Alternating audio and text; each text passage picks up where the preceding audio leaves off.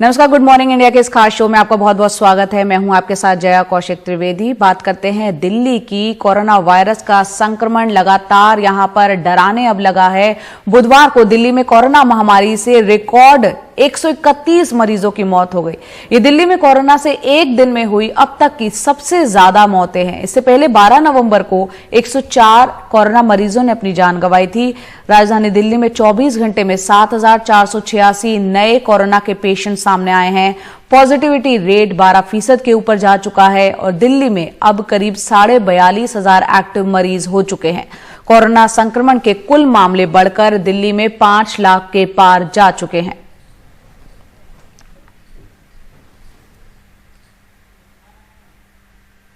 और दिल्ली में इन्हीं हालातों पर चर्चा के लिए आज मुख्यमंत्री अरविंद केजरीवाल ने एक सर्वदलीय बैठक भी बुलाई है। ये बैठक दिल्ली सचिवालय में आज सुबह 11 बजे होगी। इस बैठक में आम आदमी पार्टी के दिल्ली संयोजक गोपाल राय और विधायक सौरभ भारद्वाज को बुलाया गया है। बीजेपी के प्रदेश अध्यक्ष आदेश गुप्ता और दिल्ली विधानसभा में नेता प्रतिपक्ष रामवीर सिंह भिदुड़ी को भी न्योता भेजा गया है। इसके अलावा दिल्ली कांग्रेस के अध्यक्ष अनिल चौधरी को भी इस बैठक में बुलाया गया है।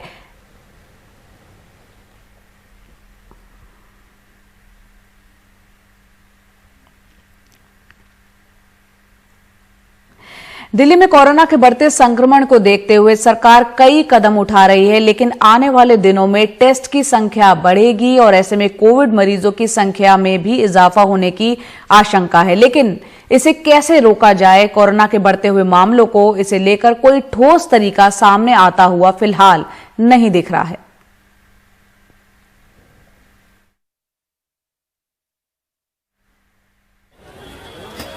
दिल्ली में कोरोना के बढ़ते मामलों को देखते हुए दिल्ली सरकार ने शादियों में मेहमानों की संख्या 200 से घटाकर 50 कर दी है। केंद्र सरकार ने ऐलान किया है कि महीने के आखिर तक गोल्ड स्टैंडर्ड RT-PCR टेस्ट की संख्या 10,000 से बढ़ाकर 60,000 कर दी जाएगी, यानी ये संख्या 6 गुना से बढ़ा दी जाएगी। लेकिन इन सब के बावजूद दिल्ली सरकार लॉकडाउन करने के पक्ष में नहीं है। मैं दुकानदारों को आश्वस्त करना चाहता हूं कि बिल्कुल भी न डरें और सरकार का लॉकडाउन का कोई इरादा नहीं है। दिल्ली सरकार उन बाजारों को बंद करने का विचार कर रही है जहां नियमों की अनदेखी हो रही है। ये है दिल्ली की सरोजनी नगर मार्केट, जो साउथ वेस्ट दिल्ली डिस्ट्रिक्ट में है, वो इलाका जहां सबसे ज्यादा यानी 740 कंटेनमेंट जोन्स हैं। नई दिल्ली से अरुण सिंह की रिपोर्ट, NDTV इंडिया। तो दिल्ली में कोरोना संक्रमण की बढ़ती रफ्तार को देखते हुए छठ पर्व के सार्वजनिक आयोजन पर पहले ही केजरीवाल सरकार ने पाबंदी लगा दी थी। अब हाईकोर्ट ने भी कह दिया है कि इंसान की जान की कीमत त्योहार से कहीं ज्यादा है। जबकि बीजेपी के नेता कह रहे हैं कि सरकार ने जो किया है उसे छठ मैया देख रही हैं और पाप का फल जरूर मिलेगा। इस रिपोर्ट में आइए देखते हैं दिल्ली में छठ पूजा को लेकर कैसे मचा है सियासी घमासान। दिल्ली में छठ पूजा को लेकर इस बार यमुना के घाट पर सन्नाटा है। किसी तरह का सरकारी इंतजाम भी नहीं दिख रहा, क्योंकि कोरोना संक्रमण की बढ़ती रफ्तार को देखते हुए केजरीवाल सरकार ने सार्वजनिक जगहों पर छठ पूजा के आयोजन पर पाबंदी लगाने का आदेश जारी किया है, जिसे लेकर बीजेपी के सांसद और दिल्ली बीजेपी के पूर्व अध्यक्ष मनोज तिवारी बेहद हमलावर हो गए हैं। उन्होंने दिल्ली की केजरीवाल सरकार को नमक हराम की श्रेणी में बता दिया। शाहनवाज हुसैन ने भी लगे हाथ कहा, छठ पर्व में खलल डालने वालों को पाप लगेगा। बिहार के दिल्ली में जो लोग हैं, जो छठ माँ को मानने वाले जो लोग हैं, उनके बल पे ही उनकी सरकार है। लेकिन उन्हीं को कभी कोरोना में कहेंगे इनका इलाज नहीं करेंगे, उन्हीं को कभी कहेंगे कि इनको इन्हीं के कारण कोरोना बढ़ रहा है, कभी कह देंगे यही ज़्यादा से ज़्यादा टेस्ट करा रहे हैं इसलिए ऐसा कोरोना हो रहा है। ये अरविंद केजरीवाल जी को, सत्येंद्र जैन जी को छठ माँ सब देख और सुन रही हैं, वही इंसाफ करेंगी। अरविंद केजरीवाल साहब टीवी पे ऐलान करके दीपावली पूरी भीड़ भाड़ के साथ सोशल डिस्टेंसिंग का ध्यान रखते हुए मना सकते हैं, तो सोशल डिस्टेंसिंग का ध्यान रखते हुए छठ व्रतियों को छठ पूजा करने दीजिए। पूर्वांचल के सेंटीमेंट को आप नहीं जानते। आप हरियाणा के हैं, गाजियाबाद में रहे हैं, दिल्ली के मुख्यमंत्री बने हैं, तो बिहार पूर्वांचल थोड़ा कम गए। पूर्वांचल के लोगों के लिए छठ सबसे महत्वपूर्ण त्योहार है। इसमें जात धर्म भी नहीं होता। छठ मनाने दीजिए, बहुत पाप लगेगा दिल्ली सरकार को। इस बयान का जवाब देते हुए सीएम केजरीवाल ने कहा कि ये वक्त सियासत का नहीं है, सारे दलों को मिलकर काम करना चाहिए। मेरी एक ही रिक्वेस्ट है, ये हमारे डॉक्टर बहुत मेहनत कर रहे हैं, हमारे नर्सेज बहुत मेहनत कर रहे हैं। जाजी थोड़ा इस वक्त दिल्ली के अंदर एक तरह से बड़ी कठिन परिस्थिति है जब इतना ज्यादा कोरोना फैल गया। ये वक्त राजनीति का नहीं है, हमें राजनीति नहीं करनी। कुछ ऑल्टरनेटिव और एक मिनट सुनिए। तो ये वक्त राजनीति का नहीं है, हमें राजनीति नहीं करनी चाहिए। ये वक्त सेवा का है। चाहे आप किसी भी पार्टी से हैं, हम हैं तो सारे इंसान ना। एक इंसान को कठिन परिस्थितियों में अगर दूसरा बीमार हो तो उसकी सेवा करनी चाहिए। ऐसे मौके पे इस किस्म की गंदी राजनीति करना सही नहीं है। मैं सभी पार्टियों से, सभी संस्थाओं से, और इस वक्त देखिए दिल्ली के अंदर कितना सुंदर वातावरण है। केंद्र सरकार, दिल्ली सरकार, DRDO, ICMR, all India medical institute सारे मिलकर काम कर रहे हैं। तो सारी पार्टियां भी क्यों नहीं मिलकर काम कर सकती? मिलकर काम कर सकती हैं, करना चाहिए। इस बीच दिल्ली हाईकोर्ट ने भी छठ के आयोजन को लेकर एक याचिका की सुनवाई करते हुए दो टूक कह दिया कि पहले जिंदा रहना जरूरी है, तभी इंसान पर्व त्योहार मना सकता है। वहीं रेलवे स्टेशनों पर बिहार झारखंड जाने वाली ट्रेनों में छठ के लिए घर लौटने वालों की भीड़ बढ़ गई है। दिल्ली में कोरोना के संक्रमण का उछाल केजरीवाल सरकार की चुनौती बढ़ाने वाला है, जिसके लिए सरकार को सर्वदलीय बैठक की जरूरत भी पड़ गई। जबकि मनोज तिवारी का ताजा बयान दिल्ली में रहने वाले यूपी, बिहार और झारखंड के उन लोगों की भावनाओं को हवा दे सकता है जो इस बार यमुना किनारे छठ पूजा करने से वंचित हैं। अब कोरोना और छठ से उठते सवालों के बीच से केजरीवाल सरकार कैसे वो रास्ता निकालेगी जिससे सियासी सवालों का जवाब भी मिल जाए, यही फिलहाल सबसे बड़ा सवाल है। वाराणसी से अजय सिंह और दिल्ली से शरद शर्मा के साथ bureau report, NDTV India.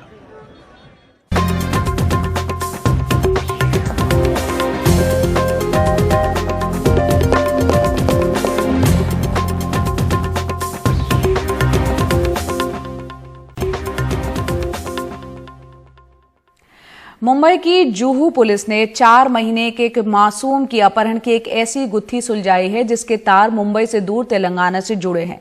Police ने तेलंगाना से एक डॉक्टर को पकड़ा है जिसने बच्चे के अपहरण की सुपारी दी थी। पुलिस के मुताबिक तेलंगाना में नलगोंडा के डॉक्टर मोहम्मद नसरुद्दीन ने मुंबई से इस बच्चे को अगवा करवाया था और फिर वहां के एक दंपति को 4 लाख में बेच दिया था। 11 नवंबर की रात जब 4 महीने के मासूम का अपहरण हुआ था तो उसका कोई चश्मदीद नहीं था। लिहाजा पुलिस ने आसपास के तकरीबन 250 CCTV तस्वीरों को खंगाला। अपहरण के लिए ऑटो रिक्शा का इस्तेमाल होने का सुराग मिलते ही रात में चलने वाले इलाके के 80 से ज्यादा ऑटो वालों से पूछताछ शुरू हुई। आखिरकार मेहनत रंग लाई और ऑटो ड्राइवर रमेश वेंकट टूट गया और अपराध कबूल कर लिया। अपना मूवमेंट उसको बताने के बाद उसको हमने पकड़े, तो उसको पकड़ने के बाद उन्होंने फिर कबूल किया कि उसका एक साथीदार है, ये दोनों ने ये बच्चे को रात को किडनैप किया है और वो बच्चे को किडनैप करके इन्होंने प्राइवेट कार से ये हैदराबाद तेलंगाना में लेके गए। पूछताछ में पता चला कि साजिश का मुख्य सरगना डॉक्टर मोहम्मद नसरुद्दीन है जो तेलंगाना का रहने वाला है और 4 महीने का बच्चा भी वही है। जो डॉक्टर है उसको हमने ट्रेस किया तुरंत, मेरी टीम वहाँ मैंने भेजी तुरंत, और डॉक्टर से जब इंक्वायरी किया तो पता चला कि उन्होंने ये बच्चे को वहीं तेलंगाना में एक फैमिली है उनको सुपुर्द किया था और उनसे 4 लाख रुपया कुछ लिया था। डॉक्टर ने खुद अपने लिए 1.5 लाख रुपये लिए और जो किडनैपर्स है उनको 2.5 लाख रुपये दिए। तो जो फैमिली में ये बच्चा दिया गया था तो वो फैमिली को मेरी टीम ने फिर ट्रेस किया और वो बच्चे को रिहा किया। पुलिस अब यह पता करने में जुटी है कि क्या इन आरोपियों ने इससे पहले भी कहीं इस तरह की वारदात तो नहीं की है। अमूमन ऐसी धारणा है कि पुलिस अमीरों का ही काम करती है और उनकी ही सुनवाई होती है, लेकिन जुहू पुलिस ने जिस मासूम को तेलंगाना से जाकर बरामद किया, उसे यहाँ लेकर आए और आरोपियों को भी गिरफ्तार किया, उसके माँ बाप का तो अपना घर भी नहीं है। मुंबई से सुनील सिंह, NDTV इंडिया के लिए।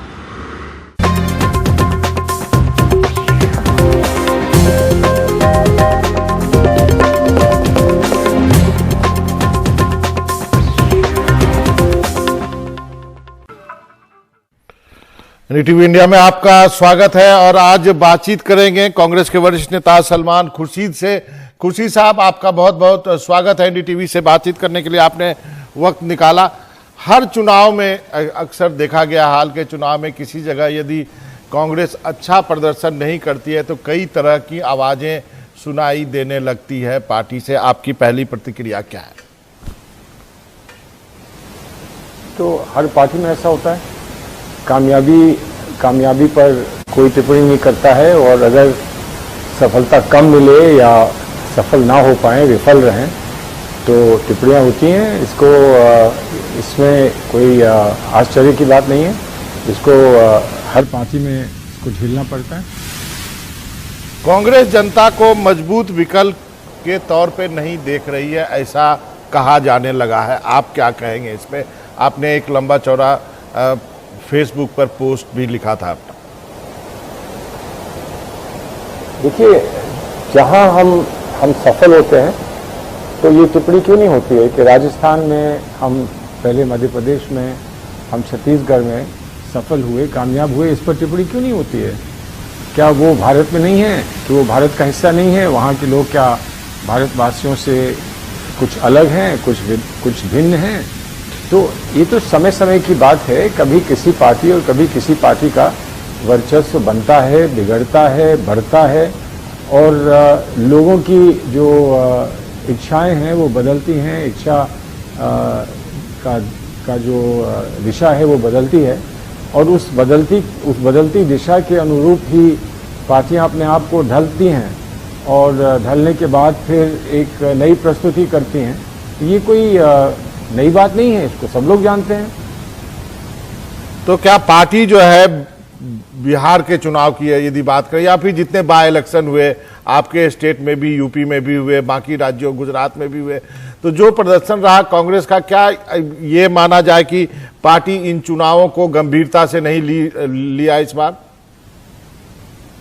नहीं, गंभीरता से लिया।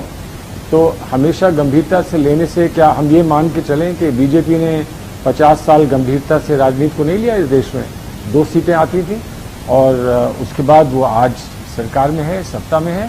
गंभीरता से लिया जाता है, लेकिन हमारा गंभीरता से लेना और मतदाता का निर्णय देना, इसमें कुछ अंतर हो सकता है, और अंतर है। और जब मतदाता हमको स्वीकार नहीं करते हैं तो हम बैठकर शोध करते हैं कि आखिर क्या करेंगे जिससे कि मतदाता एक बार फिर हमारी तरफ, उनका रुझान हमारी तरफ आए। तो ये कौन सी नई बात है? ये तो करना ही पड़ता है। अगर ये ना करें तो आगे कैसे बढ़ेंगे? तो आप मानते हैं कि पार्टी में गुंजाइश है आत्मचिंतन की, बैठकर एक खुले डायलॉग करने की जरूरत है पार्टी में? नहीं, मैं ये क्यों कहूं कि इसकी जरूरत नहीं है? ये तो होता ही है। कब नहीं हुआ है? कब चिंतन नहीं हुआ है? आपस में चर्चा नहीं हुई है? बातचीत नहीं हुई है? कब नहीं हुआ है? होता है, हमेशा होता है। मैं तो ये भी कहता हूं कि जब हम जीत कर आते हैं, हमें जब कामयाबी मिलती है, तब भी चर्चा होनी चाहिए कि आखिर हम कामयाब हुए हैं तो उसके क्या कारण हैं।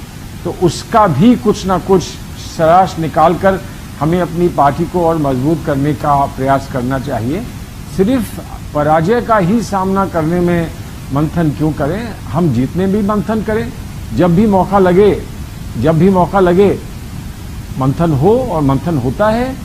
इसके लिए इसको कहने की आवश्यकता नहीं है, इसकी घोषणा करने की आवश्यकता नहीं है, और इसमें किसी का हमको दिशा निर्देश प्राप्त करने की जरूरत नहीं है। तो हम करते हैं। लेकिन सर, आप इतना तो जरूर मानेंगे कि पार्टी जिस ढंग से चल रही है वो एडहॉक बेसिस पे ऐसा लगता है चल रही है। क्या ये बात तय है कि सोनिया गांधी ही आने वाले दिनों में भी लीड करेंगी या राहुल गांधी आएंगे? ये स्थिति साफ नहीं है। अरे साफ नहीं है तो हो जाएगी। इसमें समस्या क्या है? मैं भी तो यहाँ बैठा हूँ, मैं भी पार्टी में हूँ, मुझे तो कोई समस्या नहीं है। कोई ऐसा तो है नहीं कि हर सुबह जाकर आपको दूध की 2 बोतल, 3 बोतल, 4 बोतल आपको डेली मिल्क उससे के डिपो से लेनी है, और हमको ये पता होना है कि कल दूध आएगा कि नहीं आएगा, आज दूध आया कि नहीं आया। ऐसी थोड़ी पार्टी चलती है। तो पार्टी जो एक जीवित पार्टी होती है, उसमें चर्चाएं चलती रहती हैं, उसमें एक दूसरे के साथ विचार विमर्श चलता रहता है, उसमें नेताओं के आदेश प्राप्त होते रहें, और हर चीज को ये मानना है कि जब तक वो मौखिक रूप से कहा नहीं जाएगा तब तक हम नहीं समझेंगे। हम लोग सब एक ही पार्टी में हैं, सबका एक ही अनुभव है, हम लोग सब समझते हैं और बातें इशारों में भी हो सकती हैं, बातें बैठकर एक गंभीर गुफ्तगू, एक चर्चा में भी हो सकती हैं, समय समय पर आदेश देकर भी हो सकती हैं।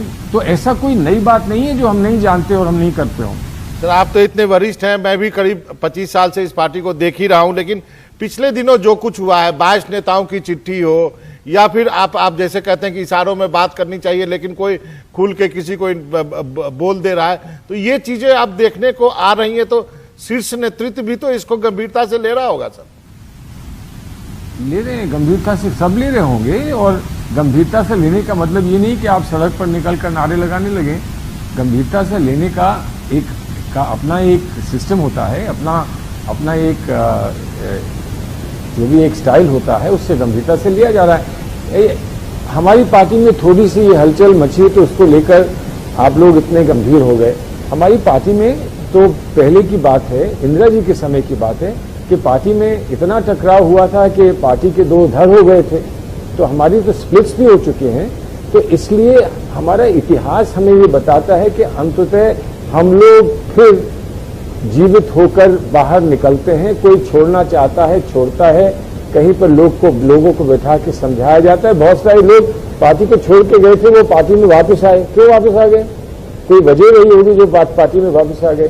तो इसलिए हर चीज का खुलासा खुले में करके पार्टी का फायदा होगा, ऐसा हम नहीं समझते हैं। पार्टी के अंदर जो चर्चाएं हैं वो चल रही हैं, अच्छी हैं, और उन पार्टी की चर्चाओं के माध्यम से हम कुछ ना कुछ आगे बढ़ेंगे, इसमें हम सबका विश्वास है।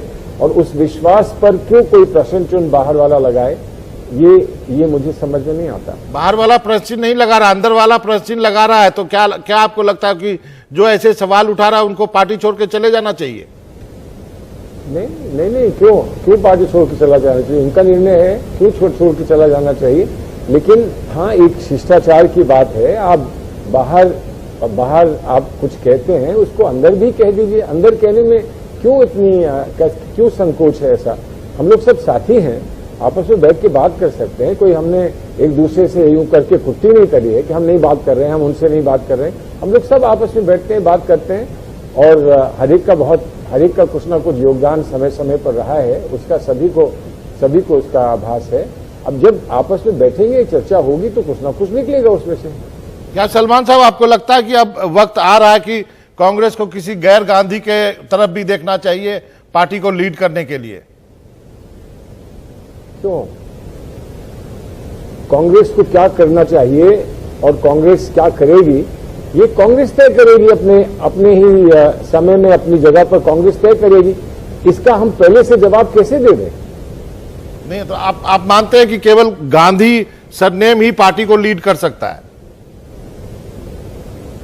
गांधी आज लीड कर रहे हैं, गांधी परिवार आज लीड कर रहा है। जो आज कर रहा है उसकी बात करें ना। कल क्या होगा, कल कैसा होगा, कोई नहीं रहेगा तो क्या होगा, उसकी बात क्यों कर रहे हैं? और उसकी बात बाहर वाले क्यों कर रहे हैं? इसकी बात तो कांग्रेस पार्टी के लोगों को करनी चाहिए। आखिर हमारा भविष्य का है, हम भी कुछ अपने भविष्य को समझते हैं, हम भी अपने इंटरेस्ट को, हम भी अपने लाभ को समझते हैं। अगर ये सब समझते हुए हमने अपना पूरा विश्वास किसी में रखा है, किसी को अपना नेता माना है, तो उस पर दूसरे लोग कैसे टिप्पणी कर सकते हैं, दूसरे लोग सवाल कैसे लगा सकते हैं? नहीं, आपने कहा गांधी जो है वो लीड कर रहे हैं, तो हार का जिम्मा भी तो उन्हीं को लेना पड़ेगा ना सर?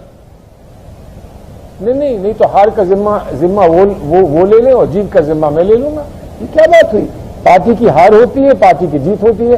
पार्टी की हार और जीत के बाद पार्टी तय करे कि हम किसमें विश्वास रखते हैं, इस पर दूसरा व्यक्ति कैसे तय करेगा? हम करेंगे ना, हम तय कर रहे हैं। मुझे कोई मजबूर तो नहीं कर सकता कि मुझे जिसमें विश्वास है मुझे नहीं रहना चाहिए। लेकिन सलमान साहब, आपको लगता नहीं एक क्लैरिटी हो जानी चाहिए कि राहुल गांधी पार्टी में आएंगे, अगला अध्यक्ष बनेंगे, नहीं बनेंगे? प्रियंका गांधी की क्या भूमिका होगी? उत्तर प्रदेश में अगला चुनाव पश्चिम बंगाल के बाद उत्तर प्रदेश है। अगर मैं सब जानता होता तो मैं पार्टी का लीडर बन जाता ना। जितना हम जानते हैं, जितना हम समझते हैं, जितना हम योगदान कर सकते हैं, उतना ही तो हम आपके सामने कह सकते हैं? कोई हमारा लीडर है, वो कोई अध्यक्ष हो, अध्यक्ष ना हो, वो हमारा लीडर है। अगर कोई हमारा लीडर है तो इस पर प्रश्न चिन्ह बाहर वाले कैसे लगा सकते हैं? है हमारे लीडर, हमको विश्वास है, यहाँ बात खत्म हो गई। जिसको विश्वास नहीं है उसका लीडर वो नहीं होंगे। नहीं तो आप में क्या दिक्कत है? आप बन जाइए, आप बड़े काबिल हैं, आपकी भी एक विरासत रही है, आप भी लीड कर सकते हैं, क्या दिक्कत है? मैं समझदार भी हूँ, जितना मैं लीड कर सकता हूँ उतना मैं कर रहा हूँ, उतना मैं करूंगा, उतना ही मैं अपेक्षा करूंगा, उससे ज्यादा नहीं करूंगा। अब जो मेरे बस की नहीं है उसको मैं क्यों करूं और उसको करने की चेष्टा मैं क्यों करूं? जिन लोगों का अपने टैलेंट के बारे में धोखा है वो चेष्टा कर सकते हैं। मैं तो अपने आप को जानता हूं, समझता हूं ना, मुझे अपने बारे में पूरा ज्ञान है कि मैं क्या कर सकता हूं, क्या नहीं कर सकता हूं, मैं उतना ही करूंगा। एक अंतिम का सवाल है, कहा जाता है कि जो चलिए गांधी के बिना कांग्रेस का काम नहीं चलता है, ये आप मानते हैं, लेकिन जो कोटरी है, जो इर्द गिर्द है, जो फैसलों को प्रभावित करते हैं, क्या आपको लगता है उसमें कुछ चेंजेस करने की जरूरत है? क्योंकि फैसला इंप्लीमेंट करना और इनपुट देने में उनका बड़ा हाथ होता है। नहीं, जिसका भी हाथ होगा वो हमारी पार्टी के अंदर है ना भाई, पार्टी के अंदर है। जिससे जो अपेक्षा की जाएगी वो उतना अपनी ओर से उतना योगदान देगा, वो योगदान होगा, उसमें समस्या नहीं है। आप समझ रहे हैं कि कोई बहुत बड़ी समस्या है, ऐसी समस्या नहीं है। हमारे लिए जो भी हमको निर्णय प्राप्त हुए हैं इलेक्टोरेट के, जो भी मतदाता के निर्णय प्राप्त हुए हैं, उससे हमको डिसअपॉइंटमेंट अवश्य है, निराशा है, लेकिन निराश होकर आप पार्टी को ध्वस्त तो नहीं कर देंगे ना। अपनी पार्टी को फिर से चुस्त दुरुस्त बनाने के लिए जो पार्टी की लीडरशिप इशारा करेगी, जो भी हमको संकेत देगी, जो भी हमको दिशा निर्देश देगी, उसके अनुसार हम पार्टी को मजबूत करेंगे, और हम कर रहे हैं। हम पार्टी को मजबूत कर रहे हैं, इससे क्यों किसी को शिकायत है? नहीं, दिक्कत तो वही है कि वो दिशा निर्देश नहीं मिल रहा है ना, और पार्टी का परफॉर्मेंस गिरते जा रहा है। मैं तो बार बार वही पूछ रहा हूँ कि सोनिया गांधी के बाद नेक्स्ट कौन है? या तो अरे सुनिए, आपको कैसे पता कि नहीं मिल रहा है? हम यहाँ बैठे हैं तो कोई वजह ही होगी ना जो बैठे हैं। हमको भी तो कुछ समझ है, ऐसा नहीं हो सकता कि सारी समझ दूसरों के पास है और हमारे पास कुछ समझ नहीं है। हम लोग कोई सब ऐसा नहीं मानिए कि हम लोग सिर्फ पिट्ठू बने हुए हैं, या हम लोग सिर्फ किसी के इशारे पर अपनी नजर को चलाते हैं, दौड़ाते हैं और अपना दिमाग इस्तेमाल नहीं करते हैं। हमारे पास भी दिमाग है, वो कुछ तो हमको भी संकेत देता है, कुछ हमको समझाता है। कोई वजह है जो हम जहां हैं वहां हैं ना। ऐसा नहीं है कि किसी ने हमको मजबूर कर दिया यहाँ रहने के लिए। हम मजबूर नहीं है, मैं मजबूर नहीं हूँ। मैं आज ना मैं एमपी हूँ राज्यसभा का, ना लोकसभा का, लेकिन मुझे कोई चिंता नहीं है कि मैं नहीं हूँ। अगर मैं नहीं हूँ तो मैं नहीं हूँ, लेकिन मैं तब भी अपनी पार्टी में हूँ, और अपनी पार्टी में होते हुए मुझे संतुष्टि है, मुझे प्रसन्नता है। लेकिन उससे आपको या किसी और को दिक्कत तो वही है कि जो राज्यसभा के एमपी है उनको लगता है कि अगला टर्म नहीं मिलेगा, इसलिए उन्होंने एक गैंग बनाया हुआ है, चिट्ठी लिखते हैं। अरे भाई, इसलिए जो राज्यसभा के एमपी हैं वो संतुष्ट नहीं हैं, तो वो कुछ हमसे सीख लें। जो हम नहीं हैं राज्यसभा के एमपी, हमसे कुछ सीख ले लें। हम क्यों संतुष्ट हैं? कोई बात तो होगी ना, कोई बात तो है जो हम संतुष्ट हैं जी। और अगर हम संतुष्ट हैं और वो संतुष्ट नहीं है तो वो हमसे बात कर लें, हमसे चर्चा कर लें।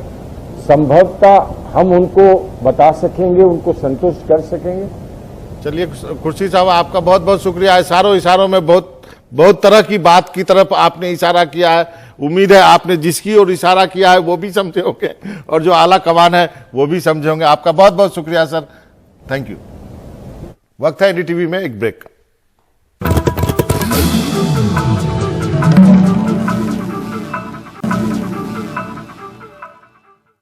अब वक्त है आपको टॉप 5 खबरें दिखाने का। आप एनडीटीवी इंडिया के यूट्यूब चैनल पर जाकर पोल का हिस्सा बनिए और बताइए किन खबरों को आप पूरा दिन विस्तार से देखना चाहते हैं।